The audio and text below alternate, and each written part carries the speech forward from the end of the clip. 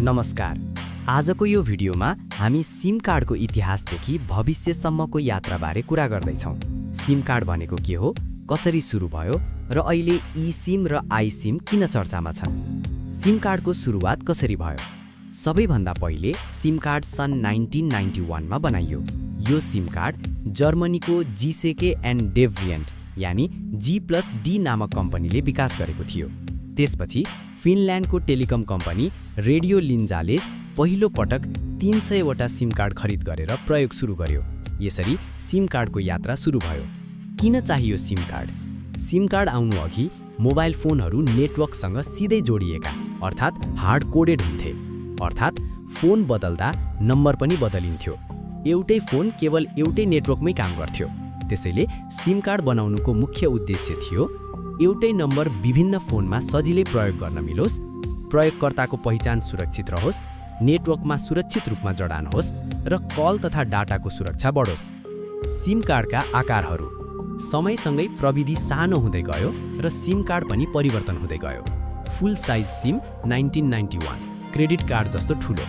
Mini SIM 1996, धेरै वर्ष सबैले प्रयोग गरेको। माइक्रो सिम 2003, आइफोन 4 पछि लोकप्रिय। न्यानो सिम 2012, अहिले सबैभन्दा सामान्य। ई-सिम 2016 पछि, कार्डै नहाल्ने नयाँ प्रविधि। सिम कार्ड कसरी काम गर्छ? सिम कार्डभित्र एउटा सानो माइक्रोचिप र मेमोरी हुन्छ। यसमा यस्तो महत्त्वपूर्ण जानकारी सुरक्षित हुन्छ।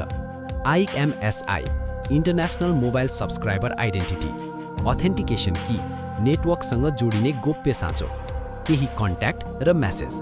यी सबैको सहयोगले फोनले नेटवर्कसँग प्रमाणीकरण गर्छ र तपाईलाई कल, सन्देश र इन्टरनेट चलाउन मद्दत गर्छ। अब सञ्चार ई-सिम तर्फ अगाडि बढ्दैछ। ई-सिम भनेको फोनको बोर्डमै जडित सिम हो, कार्ड परिवर्तन गर्नै पर्दैन। तेस्रो पुस्ताको प्रविधि आई-सिममा चिप नै फोनको प्रोसेसरभित्र रहनेछ। यसले अझ सानो हार्डवेयर, बढी सुरक्षा र कम ऊर्जा खपत जस्ता सुविधा दिनेछ। यसरी सन् 1991 मा सुरु भएको सिम कार्डको यात्रा आज ई-सिम र आई-सिमसम्म आइपुगेको छ। यदि यो भिडियो राम्रो लाग्यो भने लाइक, शेयर र सब्स्क्राइब गर्न नहर्नुहोला। फेरि भेटौँ अर्को रोचक भिडियोमा।